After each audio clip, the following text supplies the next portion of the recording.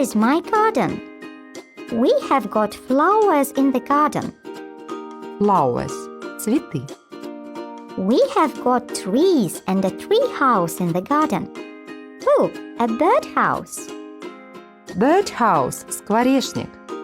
Look, we have got a garden gnome and a greenhouse.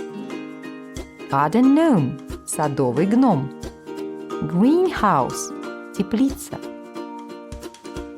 What about Russia? Do Russian people love gardens? Let's phone my Russian friend Mary. Hello, Mary. Do Russian people love gardens? Hello, Kate. This is Russia. Russian people have got a garden in the village or a country house. Village – деревня. Country house – загородный дом.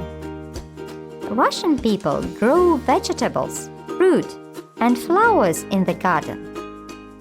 Grow – выращивать. Vegetables – овощи.